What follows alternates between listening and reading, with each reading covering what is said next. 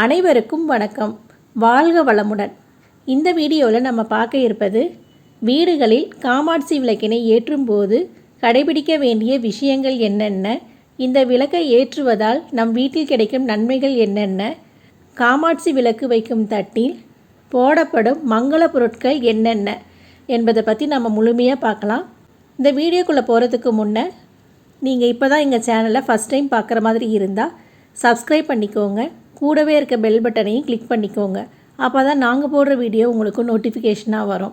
மறக்காமல் லைக் பண்ணிக்கோங்க. வாங்க இப்போ நம்ம வீடியோக்குள்ளே போகலாம். பொதுவாக காமாட்சி அம்மனுக்குள் சகல தெய்வங்களும் அடக்கம் என்பார்கள். யாராக இருந்தாலும் தங்களுடைய குலதெய்வங்களை நினைத்து கொண்டு காமாட்சி விளக்கை ஏற்றுவார்கள்.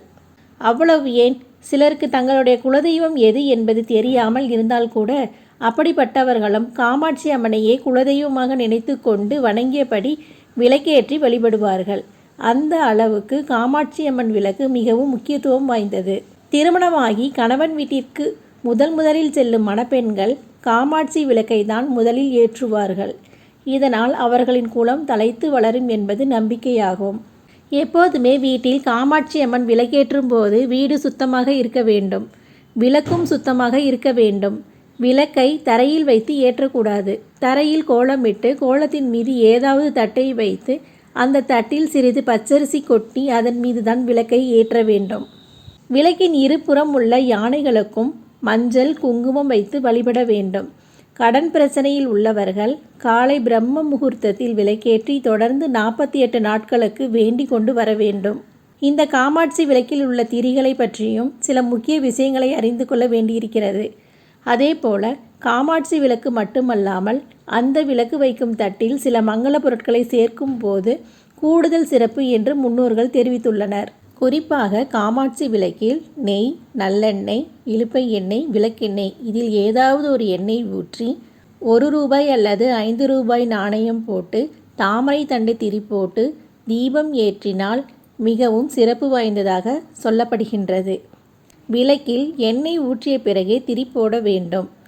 ஏலக்காய், கிராம்பு, பச்சை கற்பூரம் இவைகளை தூளாக்கி சிறிது எண்ணெயில் கலந்து ஏற்றலாம். ஆனால் அதிக சுடர்கள் வராதவாறு பார்த்து கொள்ள வேண்டும். காரணம், இதிலிருந்து வெளிவரும் சுடர் விளக்குகளில் உள்ள மங்கள பொருட்களில் பட்டுவிடக்கூடாது. அதேபோல் நாம் ஏற்றும் தீபத்தின் சுடரானது தெய்வத்தின் மீது பட்டும் மறைக்கக்கூடாது. தெய்வத்திற்கு முன்பாக சுடர் ஒளி விடும்படி இருக்க வேண்டும். அதேபோல தாம்பாளத்திலும் தண்ணீர் அல்லது மலர்கள் தூவி அதன் மீது விளக்கை வைக்கலாம். இந்த விளக்கை வைக்கும் தட்டில் சிறிதளவு தண்ணீர் ஊற்றி கொஞ்சம் மஞ்சள் குங்குமம் கலக்க வேண்டும். இதில் ₹1 நாணயத்தை வைக்க வேண்டும். அப்போது ₹1 நாணயத்தின் சிங்க முகம் மேலே பார்த்தவாறு இருக்க வேண்டும். விளக்கை வைத்துள்ள தட்டிலும் பூக்களை வைத்து அலங்காரம் செய்ய வேண்டும். இதற்கு பிறகே வழிபாடு நடத்த வேண்டும்.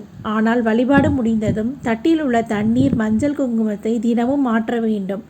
தினமும் முடியாவிட்டால் வெள்ளி அல்லது செவ்வாயில் மாற்ற வேண்டும். அதே போல் நாம் காமாட்சி விளக்கை ஏற்றும் போது நேரடியாக தீப்பெட்டியில் ஏற்றாமல் ஊதுபத்தியை பற்ற வைத்து அதிலிருந்து விளக்கில் சுடரை பற்ற வைக்கலாம். அல்லது ஒரு அகல் விளக்கை ஏற்றி அதன் மூலம் விளக்கை பற்ற வைக்கலாம். காரணம், தீப்பெட்டியை நல்லதற்கும் ஏற்றுவார்கள், கெட்டதற்கும் ஏற்றுவார்கள் என்பதால் நேரடியாக தீப்பெட்டி வைத்து விளக்கு ஏற்றுவதை தவிர்க்கலாம்.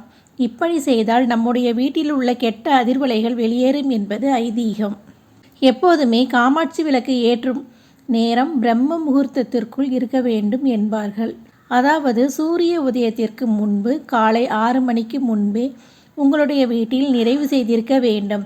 இப்படி தினமும் ஏற்றி வருவதால் கடன் பிரச்சனை என்று மட்டுமல்லாமல் உங்கள் வேண்டுதல் எதுவாக இருந்தாலும் 48 நாட்களுக்குள் நிச்சயமாக நிறைவேறியிருக்கும். வீட்டில் இருக்கும் கன்னி பெண்கள் இந்த வழிபாடு செய்தால் மனம் போல் மாங்கல்யம் கூடும் என்று பெரியவர்கள் சொல்வார்கள்.